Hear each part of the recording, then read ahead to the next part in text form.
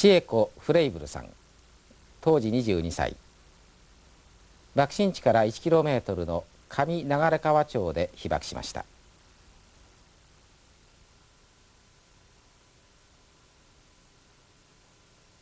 千恵子フレイブルさんは上流川町で家族4人で暮らしていました。原爆が落ちたのはちょうど鏡の前で髪を溶かそうとしていた瞬間でした。火が燃え盛る中、1歳の子供を助け出すことができませんでした。終戦後離婚し、昭和33年に渡米、アメリカ人のご主人と結婚しました。とてもいいお天気だったの、あの朝はね、サンシャインの日から。それで空襲警報が解除になったんです。8時頃ですかね。それからまあ一休み、汗についた洋服も着替えてちょっとさっぱりしようと思ってね、あの時はモンペって言うんですよね、あれを履いてそれを着替えたわけ。それで私ね、1年と7ヶ月になる男の子がおりましてね、当時。その子供をおぶって表に出て、こうひょっと空を眺めましたらね、 B29 がね、白い雲の尾っぽをこう引きながらね、東の方にずっと流れてた。それで私、子供にね、しんちゃん見てごらん、飛行機きれいだね、白いあれが B29 っていう飛行機、あれアメリカの飛行機を言いながら見てたの。それからまあうちの中入ってきまして、で子供を下に下ろして、でその1年7ヶ月の子はおばあちゃんがお勝手で朝の用意をしてるもんだから、おばあちゃんってそっち行ったので、私はね、洋服を着替えて、紙でも書きましょうと思って、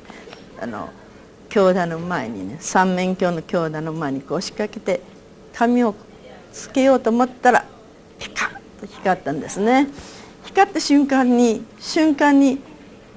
もう私下敷きになったんです、うちの。それで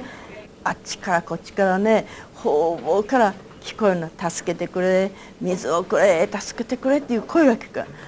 私はまた自分のうちだけがねやられたと思って、そしてね、私の息子の子供がね、母ちゃん痛いよ、母ちゃん痛いよ、母ちゃん痛いです3度言ってくれたんです。だけど私もね、出るにも出られません。動けば動くほど上から物が落ちてくる。そしてしんちゃん、お母ちゃん今行くからね言ったんだけど、3回目でもね声が聞けなかったから、じゃあ子どっかで下敷きになったんだ。それからまたこう隙間から見ましたらね、こう生あったかい風が足をねこう舐めるようにね当たってくるんです。おかしな、何これなんだろう、えらい夏にしちゃ暑すぎる風だなと思って、それからね隙間をちょっとこう見たんですよ。そしたらね、煙のあれですね、あれが見えたの。あらこれは大変だ、これはまたどっかに火が回ったんだと思って、そして私ちょうど遠縁になるいとこがね、広島の幼年学校の2年生で、いとこがようやく私の声を聞いて引っ張り上げて、出してくれたわけね。それで私すぐもう母がお勝手にいたからお勝手の方向を見て行きました。だけどその時に私もうシャークでね見たところが、もうたくさんも広島がフラットなんですね。でただ福屋の建物があったの、それだけ目に見えた。そしてこれは何事があったかと思って、もう両方見るとどこもここも何もないで、たくさんの人がね死んでるの、もう虫の息になってるの。それでもうそれはお話しできません。地獄です、本当の地獄ね。それで私ねそこに呆然と座り込んでたの、シャークでね。そして見たらね、母のね洋服の背中のボタンが見えた。それからボタンが見えたんで母を引き出して、その彼と私引き出しました。そうしたらもう火がボンボンボンボンと燃えます。で私の髪の毛にも火が移りました。で私その時はもう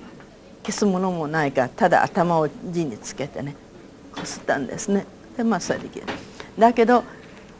お互いに母と私が見た顔は、母のスキンがここがねもうベロンとなって、顔がもうお岩さん、昔のお岩さんのお化けと同じように目のとか真っ黒ね。そして私はねもう血だらけになってね、で目が開かないんですよね、両方とも。それから親子でもってどう逃げていったか、とにかく這うようにしてね、今の出家園、昔で私たち言うのは浅野の先手、あそこに逃げてきました。それでもう寒くてもうしょうがない、歯はガチガチねなります。もう寒くてしょうがないからね、もう水の中飛び込んだんです、円光川にね。そして首から下はお水で、首から上はまだガチガチ。そしたらアメリカじゃごめんなさい、日本のね将校さんがね、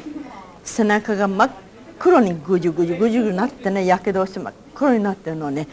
肩の軍刀を持って皆さん今からねお助けします、船がね来たら皆さんの女子供を先にね乗ってください。で私がすぐそばにいたね、奥さん、あなたとお母さんとね乗ってくださいよっておっしゃる。それから乗せてもらって向こうの援護川の川に渡った。でその時にその将校さんは背中がそんなにもうぐじゃぐじゃに真っ黒くなってるのにね、指揮をして乗せてもらってね、そのねお礼のね手を合わせました。それからね広志練兵場にね行くまでにもうたくさんその川にね死人がたくさん浮いてるんですよ。ぷかぷかとね向こうから流れてくるのも見られませんよ。いろいろ頭のない人、腕のない人ね、お腹がはち切れる人ね、目がドロンと坊主出てる人、スキンがね手のこの爪まで下がったよ、ね、こんななんてねいる人がたくさんいる。だけど話はね、どなたにお話ししてもね思い出したね。ごめんなさい、泣いてすみません。こんな泣くん